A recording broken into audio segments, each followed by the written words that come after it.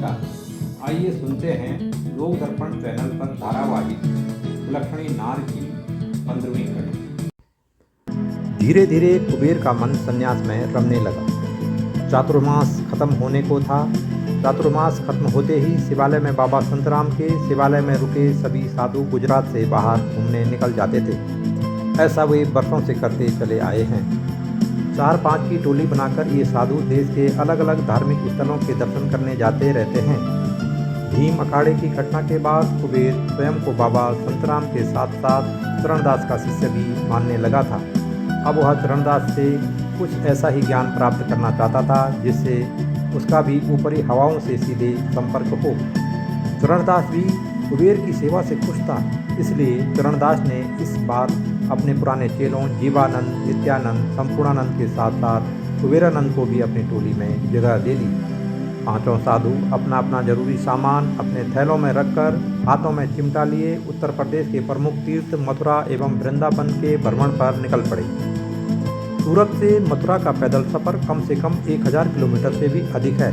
कुबेर ने इतनी लंबी पैदल यात्रा कभी नहीं की थी। चरणदास पहले भी एक बार मथुरा एवं वृंदावन जी के दर्शन कर चुका था। चरणदास अपने चारों चेलों के साथ भरतपुर, हिंदौन, गंगापुर हाईवे मार्ग से अपनी यात्रा पूर्ण करना चाहता था।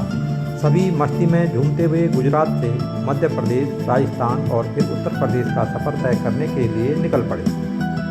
सूरत से पांचों सन्यासी गोधरा, बांसवाड़ा, मंदसौर, नीमच, रतनगढ़, बूंदी, लखेरी, सवाई माधोपुर, गंगापुर, हिंडौन, बयाना, भरतपुर, रामपुर होते हुए ठीक 1 माह में मथुरा पहुंच गए।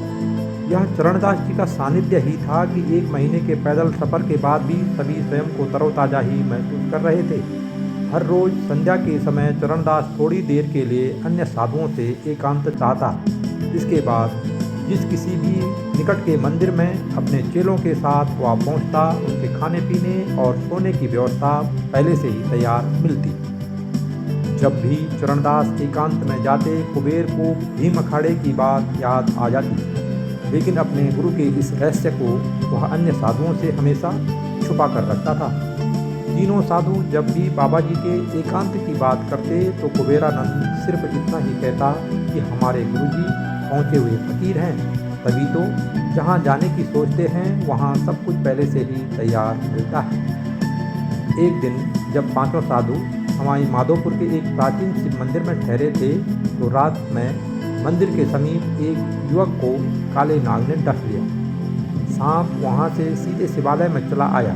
लोग उसे मारने के लिए शिवालय की ओर भागे तो बाबा ने इसका विरोध किया। बाबा ने बताया कि यह तो उस युवक की करने का फल है। मेरे एकांत के समय वह मेरी पूजा का मजाक उड़ा रहा था तो मेरे चेले भला कैसे चुप बैठते। यह सब उनका ही किया धरा है। यह सांप तो सिर्फ एक मोहरा है, इसे किसी ने हाथ भी लगाया तो फिर न जाने ऐसे कितने लोगों को दंड मिलेगा।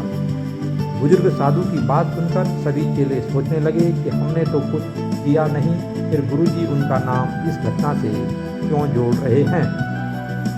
भीड़ गुरुजी के चारों चेलों की मिन्नतें करने लगी। बड़े बुजुर्ग चरणदास और उनके चेलों से युवक को माफ करने की गुजारिश करने लगे। चरणदास ने उनको समझाते हुए कहा, काले नाग का डसा हुआ जीवित नहीं रहता। उस युवक की अकाल मौत के लिए वह खुद ही जिम्मेदार है। इंसान की जैसी करनी होती है वैसी भरनी होती है। मंदिर में लोगों का हुजूम खड़ा देख मंदिर के पुजारी ने साधु चरणदास से कहा, बाबा जी माफ़ कर दो बच्चे को, आज के बाद ऐसी गलती दोबारा न करेगा। इसके बाद उस युवक की पत्नी गोद में दूध मुहे बच्चे को लेकर बाबा के चरणों में गिरते हुए बोली, बाबा यह बच्चा अनाथ हो जाएगा। इसके पिता के न रहने पर मुझे भी लोग न जाने क्या क्या कहेंगे। सारी उम्र विधवा होकर जीना पड़ेगा। लोग मुझ पर कुदृष्टि डालेंगे। एक आदमी की गलती की सज़ा से अन्य 2 जीवन भी बर्बाद हो जाएंगे। अब या तो आप मेरे पति को ठीक कर दीजिए, वरना मैं भी इस बच्चे के साथ साथ आप पांचों के साथ ही यात्रा पर निकल पड़ूंगी। उस विवाहिता की उम्र और गोद में दूध मुहे बालक को देखकर बुजुर्ग चरणदास को उस पर तरस आ गया। उन्होंने अपने दाहिने हाथ से 3 चुटकी बजाई। और सभी को उस युवक की मृतदेह के पास चलने का आदेश दिया। चरणदास ने स्वयं 2 मिनट बाद वहां पहुंचने की बात लोगों से कही। इसके बाद भीड़ चरणदास के चारों चेलों को लेकर घटनास्थल पर पहुंच गई। चरणदास ने फिर एकांत में नैले दले को याद किया और उनसे बोले, वो जैसा था वैसा कर दो, अबला का घर पूरा कर दो। अभी भीड़ वहां तक पहुंच भी नहीं पाई थी कि वह युवक खड़ा होकर अपने घर की ओर चलने लगा। इसके बाद चरणदास भी भीड़ के पीछे पीछे उस स्थान पर पहुंचा। अब तक तो नैले दले ने अपना काम पूरा कर दिया था। भीड़ उस युवक को पकड़कर साधु चरणदास के पास ले आई। फिर उस युवक से बाबा और उनके चेलों के पैर छुआकर माफ़ी मंगवाई। चरणदास ने युवक को सावधान करते हुए कहा, बालक, साधुओं की इज्जत करना सनातनी परंपरा रही है। सभी साधु बाबा और उनके चेलों को एक ही तराजू में न तोला करो। यह शिशुपाल की तरह तुम्हारे जीवन की अंतिम गलती थी। आज के बाद अगर कुछ भी गलत किया तो बेटा तू जान और तेरी करनी जाने। सब लोगों ने साधु चरणदास का शुक्रिया अदा किया और उनके जैसे पहुंचे हुए फकीर के उनके गांव में पधारने पर स्वयं को धन्य महसूस किया। मथुरा पहुंचकर चरणदास ने अपने चारों शिष्यों के साथ वहां के कई मंदिरों के दर्शन किए। मथुरा के द्वारिकाधीश मंदिर, दसमुखी गणेश मंदिर, श्रीनाथ मंदिर, बराह मंदिर, विजय गोविंद मंदिर, कन्हैयालाल जी मंदिर एवं बलदाऊ मदन मोहन गोकुल धाम मंदिरों के दर्शन करके कुबेरानंद को ऐसा लगा कि वह साक्षात द्वापर युग में जी रहा है। इसके बाद चरणदास अपने चेलों के साथ गोकुल, महावन, गोवर्धन, राधाकुंड, नंदगांव, वृंदावन और अंत में बरसाना भ्रमण पर निकले। इन सभी तीर्थों के दर्शन करते करते शीत ऋतु गुजर गई। होली का त्यौहार आने वाला था। बरसाना की होली तो जग प्रसिद्ध है। चरणदास ने भी इस बार अपने चेलों के साथ बरसाना की होली को करीब से देखने का मन बनाया।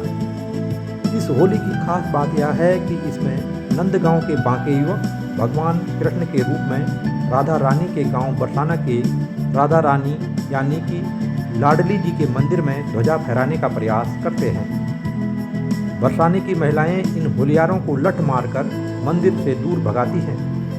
बांके पुरुष इसका विरोध नहीं कर सकते। वे केवल गुलाल डालकर महिलाओं से होली खेल सकते हैं।